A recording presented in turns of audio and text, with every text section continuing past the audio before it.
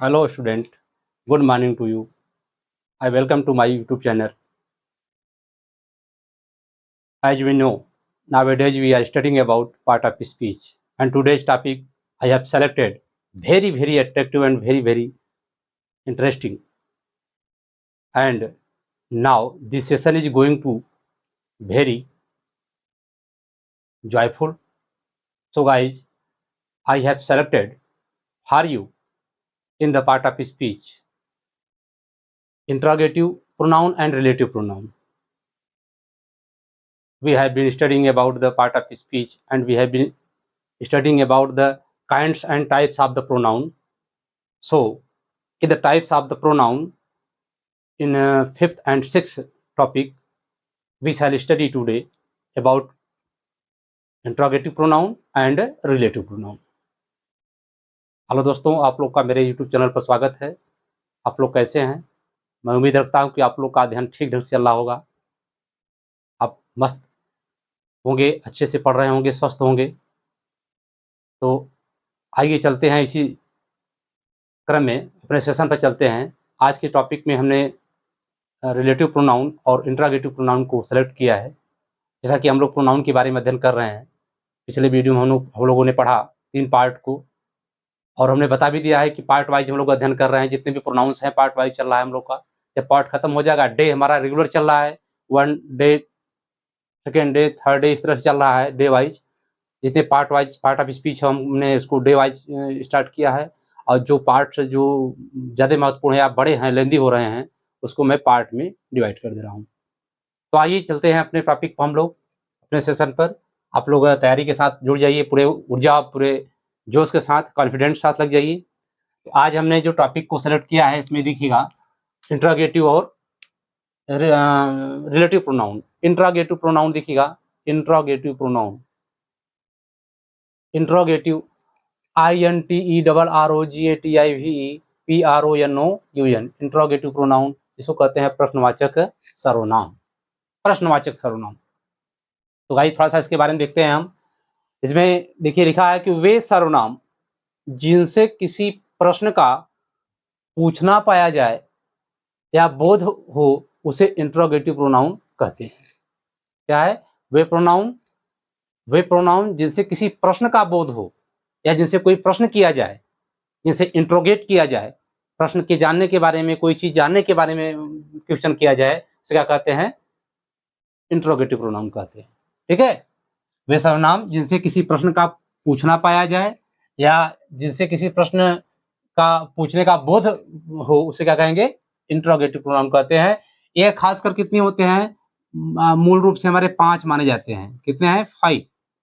FIVE 5 माने जाते हैं. 5 में क्या है? हु माने होता है कौन, और दूसरा है हुज माने किसका, हु माने किसको, व्हाट माने क्या, और विच माने कौन सा या कौन सी. खासकर ये 5 जो हमारे हैं, 5 वर्ड हमारे एक क्वेश्चन वर्ड के रूप में आते हैं. हम इसको देखने का प्रयास कर रहे हैं कि एक हु है कौन के अर्थ में, एक हु जो है किसका के अर्थ में, हुम किसको के अर्थ में, व्हाट क्या, और विच कौन सा या कौन सी के अर्थ में. थोड़ा सा एग्जाम्पल लेते हैं और हमारा जो कंफ्यूजन है थोड़ा दूर हो जाएगा कि किस तरह से इसका प्रयोग करते हैं. देखिए पहला वाक्य है, जिसे पूछा जाए कि आप कौन हैं या तुम कौन हो, तो हु आर यू. देखिए क्या है? Who are you. मैंने लिखा हु आर यू, आप कौन है. यह हु से क्या होता है? किसी सजीव प्राणी से या व्यक्ति से जो कोई प्रश्न किया जाता है, उसके लिए हम क्या करते हैं? हु का प्रयोग करते हैं. हु आर यू, आप कौन है. दूसरा देखिए क्या है कि whose is this pen, whose is this pen. देखिएगा हुज, हमेशा हुज के बाद रिलेटिव प्रोनाउन आता है. मतलब हम कह सकते हैं कि नाउन का प्रयोग कर दिया जाता है, नाउन का से रिलेटेड नाउन का प्रयोग किया जाता है, खासकर रिलेटेड नाउन का प्रयोग किया जाता है. जैसे हुज पेन इज दिस. देखिएगा इसी को कह दें कि हुज पेन इज दिस, वो भी बनेगा इंट्रोगेटिव. लेकिन वह क्या हो जाएगा? जब विच या हुज या जितने मैंने वर्ड लिखा है, इसके बाद कोई नाउन आ जाता है. क्या आता है? हमारी बात थोड़ा सा गौर करिएगा, मैं क्या बताने जा रहा हूं. जब हुज के बाद कोई नाउन आ जाए, मतलब हुज के बाद तुरंत पेन आ जाए और तब इज दिस आ जाए, तो क्या हो जाएगा? इंट्रोगेटिव एडजेक्टिव हो जाता है. जैसा कि मैंने पिछले वीडियो में बताया था, जब ये सब वर्ड स्वतंत्र रूप से अलग प्रयोग किए जाते हैं, इसके साथ कोई नाउन का प्रयोग नहीं होता है, तो क्या होते हैं वह होता है प्रोनाउन, इंट्रागेटिव प्रोनाउन कहे जाएंगे। लेकिन उससे रिलेटेड जब कोई नाउन का प्रयोग कर दिया जाता है तो क्या होता है, एडजेक्टिव बन जाता है। इस अंतर को आप स्पष्ट कर जानते रहिए।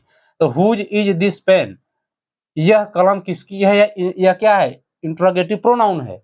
लेकिन अगर कर दें कि हुज पेन इज दिस, तो क्या हो जाएगा, इंट्रोगेटिव एडजेक्टिव हो जाएगा। आई होप कि आप मेरी बात समझ रहे हैं कि जब हुज के बाद इज लग गया, मतलब हुज अलग आता है, इसके संबंधित कोई नाउन का प्रयोग नहीं होता है, तो इंट्रोगेटिव प्रोनाउन कहा जाएगा। और अगर हुज के बाद तुरंत अगर जो है कि नाउन का प्रयोग कर दिया जाता है तो क्या होगा, इंट्रोगेटिव एडजेक्टिव हो जाता है। ठीक है, हुज का प्रयोग हो गया। अब आ जाते हैं थर्ड में, whom does she like। whom माने किसे, यह पॉसेसिव केस के रूप में जो है ऑब्जेक्टिव केस के रूप में प्रयोग किया जाता है। वो माने किसे या किसको, इसका हिंदी कहते हैं किसे या किसको। वो माने किसे या किसको कहते हैं, हमने लिखा भी है यहाँ पर। तो whom does she like, वह किसे पसंद करती है, वह किसको पसंद करती है, इसका यह देखिए इंट्रोगेटिव प्रोनाउन हो गया।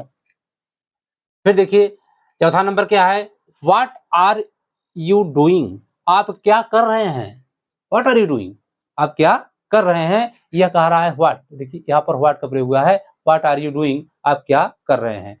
फिर आ रहा है which of this books has he read, which का भी प्रयोग जो है जिसका मतलब होता है कौन सा या कौन सी। विच ऑफ दिस बुक्स, इन किताबों में से कौन सी किताब वह पढ़ चुका है, इन किताबों में से वह कौन सी किताब पढ़ चुका है, ये भी इंट्रोगेटिव प्रोनाउन के अंतर्गत आते हैं। घबराने की जरूरत नहीं है, आप लोग लगे रहिए।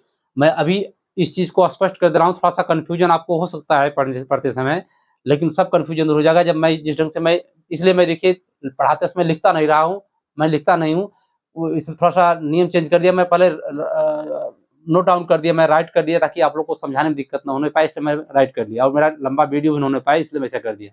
और देखिए आप लोग को के अध्ययन के सुविधा के लिए के अनुसार मैंने देखिए इंक भी मैंने प्रयोग कर रहा हूँ, उसको चेंज कर दिया, मैंने रेड का प्रयोग किया, और इसके जो है कि जो है मैं ब्लू का भी पेन प्रयोग कर दिया ताकि आपको स्पष्ट दिखाई पड़े। मुझे उम्मीद है कि आप लोग स्पष्ट देख रहे होंगे। आप लोग के मैं पढ़ाने का प्रयास अच्छे ढंग से कर रहा हूँ ताकि आप लोग ठीक ढंग से पढ़ सकें। तो ठीक है गाइस, आ जाते हैं, अब हम आ जाते हैं किसके बारे में, रिलेटिव प्रोनाउन के बारे में। इंट्रोगेटिव के बारे में हम लोग पढ़ लिए, क्या पढ़ रहे हैं, प्रोनाउन, रिलेटिव प्रोनाउन। ठीक है, रिलेटिव प्रोनाउन संबंधवाचक सर्वनाम, इंट्रोगेटिव हमारा हो गया। अब आते हैं रिलेटिव प्रोनाउन। रिलेटिव प्रोनाउन वे होते हैं, वे सर्वनाम होते हैं जो एक शब्द अथवा वाक्य, कोई एक शब्द हो अथवा एक वाक्य हो, एक शब्द अथवा वाक्य का दूसरे शब्द अथवा वाक्य से, दो बार हो गया है, का दूसरे शब्द अथवा वाक्य से संबंध प्रकट करते हैं, रिलेटिव प्रोनाउन कहलाते हैं। अब आइए हम उदाहरण के द्वारा स्पष्ट करते हैं कैसे संबंध प्रकट करते हैं, किस तरह से संबंध प्रकट करते हैं। देखिए गाइस, मैं पढ़ाने से पहले मैं एक बात और कहना चाहूंगा, इंट्रागेटिव जो होता है, इंट्रागेटिव प्रोनाउन में और रिलेटिव प्रोनाउन में मात्र इतने अंतर है, इसमें क से शुरू होता है, हमेशा क्या होता है, ककार से शुरू होता है, ककार या ककार से शुरू होता है, और जबकि जो रिलेटिव प्रोनाउन है ये हमारा किससे शुरू होता है, जकार से। अब कहेंगे कि सर जकार क्या होता है, ककार क्या होता है, जकार क्या होता है, ककार क्या होता है, तो सुन लीजिए। ककार मतलब होता है क्या, क्यों, कैसे, कहाँ, ऐसे शुरू होता है। और रिलेटिव प्रोनाउन में क्या होता है, जो, जहां, जिसने, जिसको, ऐसे हिंदी में प्रयोग करते हैं। ठीक है, तो हम आ जाते हैं एग्जाम्पल पर, अपने टॉपिक पर। Relative pronoun RELATIVE relative pronoun संबंधवाचक सर्वनाम, वे सर्वनाम जो एक शब्द अथवा वाक्य का दूसरे शब्द अथवा वाक्य से संबंध प्रकट करते हैं, वे क्या कहलाते हैं, रिलेटिव प्रोनाउन कहलाते हैं। जैसे आ जाइए, मैंने लिखा इसमें रिलेटिव प्रोनाउन में खासकर 6 वर्ड आते हैं, ध्यान दीजिएगा कितने होते हैं, 6, ध्यान दीजिएगा 6, मैंने लिख दिया 6। एक है हु माने जो, देखिए यहाँ पर हु माने मैंने क्या किया था, हु का मतलब मैंने लिखा था, हु का मतलब होता है यहाँ पर कौन, हु माने कौन। लेकिन अब ध्यान दीजिए, मैंने कहा था जकार से शुरू होगा, जहाँ मैंने लिख दिया जकार से, यहाँ मैंने लिख दिया ककार से, क्या आपको स्पष्ट होता रहे, दिक्कत न होने पाए। तो अब देखिए यहाँ पर हु मतलब जो, और हुज माने जिसका, हुज माने जिसका, देखिए हु माने कौन है, WHO, हुज माने जिसका, और whom माने जिसे या जिसको, which माने जो, और what माने भी जो होता है, और that माने जो। ठीक है, यहाँ पर हुज which माने होता है कि जो कि, यहाँ पे जो कि कह सकते हैं, जो कि, जो या जो कि, व्हाट माने जो, और दैट माने भी जो का प्रयोग करते हैं। अब मैं एग्जांपल एक-एक ले रहा हूँ ताकि आपको स्पष्ट हो जाए। देखिएगा, मैंने कहा कि I saw a boy who was blind. I saw a boy, मैंने एक लड़के को देखा जो कि कैसा था, अंधा था। I saw a boy, I saw a boy हू, यहाँ पर देखिए हू बीच में आया है। रिलेटिव प्रोनाउन की खासियत यह है कि वाक्य को जोड़ते समय या शब्द को जोड़ते समय बीच में प्रयोग किया जाता है, और इसका हिंदी जकार से शुरू होता है, ज से होता है, और सब वर्ड वही रहते हैं जो इंट्रोगेटिव का है, वही हमारा रिलेटिव का रहेगा प्रोनाउन का। इसका क्या हुआ, हुज माने जिसका, देखिए इसके example, I saw a boy who was blind, मैंने एक लड़के को देखा जो कि क्या था, वह क्या था, अंधा था। I saw a boy who was blind. फिर क्या है कि the pen which I bought is lost. The pen which, वह कलम जो कि, मैंने कहा जो कि, व्हिच माने यहाँ पर व्हिच का मतलब क्या था, कौन सा, कौन सी, यहाँ पर होगा जो का, जो कि मतलब अर्थ में आएगा। अक्सर व्हिच का प्रयोग निर्जीव प्राणियों के लिए प्रयोग किया जाता है, हु का प्रयोग सजीव प्राणियों के लिए प्रयोग किया जाता है, या वस्तु के लिए प्रयोग किया जाता है। ठीक है, लेकिन व्हिच का प्रयोग क्या किया जाता है, छोटे प्राणियों के लिए, छोटी चीजों के लिए, या निर्जीव चीजों के लिए क्या होता है, व्हिच का प्रयोग किया जाता है। आई होप कि आप मेरी बात समझ रहे हैं। देखिएगा, तो हुम जो है कि आपने क्या, कि मैंने क्या लिखा, the pen which I bought is lost. जो कलम मैंने खरीदा, क्या हो गई, वह गुम हो गई, अर्थात खो गई। कलम जो है कि निर्जीव प्राणी है, निर्जीव वस्तु है, और छोटी चीज है, इसके लिए हमने क्या क्या क्या प्रयोग किया, व्हिच का प्रयोग किया। अच्छा, आप ठीक आ जाइए। फिर अगला है कि listen to me what I say. अब व्हाट किसी वस्तु के लिए प्रयोग किया जाता है, चाहे वह सजीव हो चाहे निर्जीव हो, दोनों के लिए प्रयोग कर सकते हैं। अब कह रहा है कि लिसन टू मी, मेरी बात से मैं कह रहा हूँ, आप लोग को पढ़ा रहा हूँ, आप लोग का ध्यान आकर्षित करने करते हैं कि listen to me what I am saying, मेरी बात सुनो मैं क्या कह रहा हूँ। ऐसा स्पीकिंग में प्रयोग किया जाता है। ग्रामर पोर्शन का सबसे अहम चीज यही है, क्या करते हैं कि हम जो के अर्थ में क्या करते हैं, व्हाट का प्रयोग करते हैं। जबकि व्हाट माने क्या होता है, यही व्हाट का प्रयोग पहले प्रयोग कर दिया जाता है, साई के लिए प्रयोग कर दी जाती है, तो हो जाएगा कौन, क्या हो जाएगा। लेकिन बीच में प्रयोग हो गया तो इसका मतलब होगा जो। क्या होगा कि listen to me what I say, मेरी बात सुनो जो मैं कुछ कहता हूँ। जो कुछ का मतलब होता है, व्हाट मतलब जो या जो कुछ, व्हाट मतलब जो या जो कुछ भी कह सकते हैं, यहाँ पे कह सकते हैं। ठीक है, अच्छा, अब हमने लिखा कि व्हाट, सॉरी, क्या लिखा हमने, listen to me what I say. फिर this is the boy whose pen was lost. Whose, whose मतलब क्या होता है, यह देखिए जिसका और जिसकी अर्थ में आएगा। हुज माने क्या होता है, जिसका या जिसकी, यह हमने लिखा जिसे, जिसको या जिसका प्रयोग होता है हुज। यहाँ पर हुज का प्रयोग WHOSE, हुज माने जिसका। दिस इज द बॉय, यह वही लड़का है, हुज पेन वाज लॉस्ट, जिसकी कलम गुम हो गई थी, जिसकी कलम खो गई थी। अब यहाँ लड़के के बारे में रिलेटिव कर रहा है, this is the boy whose, इसका संबंध बता रहा है, रिलेशन बता रहा है, यही रिलेटिव प्रोनाउन हो गया, क्योंकि हुज लग गया, whose pen was lost. I hope कि आप समझ रहे हैं मेरी बात, मैं उम्मीद रख रहा हूँ कि आप लोग समझ रहे हैं मेरी बात को। फिर कह रहा है पांचवा वाक्य, सी इज द गर्ल हुम आई लव। हुम मतलब होता है जिसे, हुमर क्या होता है, जिसे या जिसको। यह भी क्या होता है, सजीव प्राणी के लिए प्रयोग किया जाता है, हुम। सी इज द गर्ल, यह वही लड़की है, हुम आई लव, जिससे मैं प्रेम करता हूँ, जिससे मैं प्यार करता हूँ। ये इसका प्रयोग हुम का मतलब हो गया। फिर छठा है, give me the book that I give you yesterday.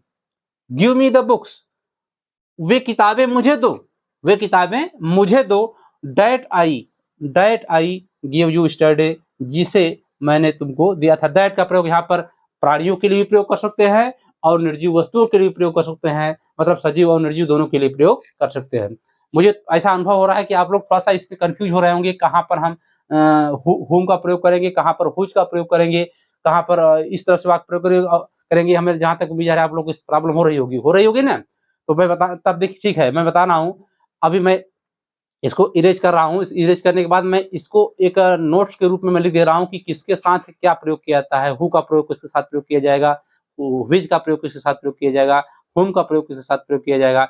Interrogative और रिलेटिव दोनों के लिए मैं स्पष्ट कर दे रहा हूँ, अभी भी स्पष्ट कर रहा हूँ, आपका कंफ्यूजन दूर हो जाएगा। आप लोग वीडियो में लगे रहिए, वॉच करते रहिए, घबराने की जरूरत नहीं है। तो मैं एक बार फिर बताना चाहूंगा, थोड़ा सा चर्चा करना चाहूंगा कि इंट्रोगेटिव प्रोनाउन क्या होता है। प्रश्नवाचक प्रोनाउन भी होते हैं जिनसे किसी प्रश्न का बोध होता है, जैसे कोई प्रश्न पूछा जाए उसे कहते हैं इंट्रोगेटिव। यह खासकर 5 में पाया जाता है, 5 मैंने लिख दिया हूँ। एक हु है, अब एक जो है हुज है, हुम है, व्हाट है, व्हिच है। एग्जाम्पल उदाहरण बता दिया, who are you, whose is this pen, whom does she like, what are you doing, which of these books has he read. हमने बता दिया कि हुज, व्हिच आदि के बाद अगर कोई नाउन आ जाता है तो वह क्या हो जाएगा, इंट्रोगेटिव एडजेक्टिव हो जाता है। और नहीं जाता है, अगर अलग प्रयोग होता है तो क्या होता है, वह वैसे ही माना जाता है, केवल कि इंट्रोगेटिव प्रोनाउन माना जाएगा। रिलेटिव प्रोनाउन में आ जाइए, संबंधवाचक सर्वनाम, वे सर्वनाम जो एक शब्द अथवा एक वाक्य का दूसरे शब्द अथवा वाक्य से क्या करे, संबंध प्रकट करे, क्या कहलाते हैं, वे रिलेटिव प्रोनाउन कहलाते हैं। ये खासकर 6 होते हैं।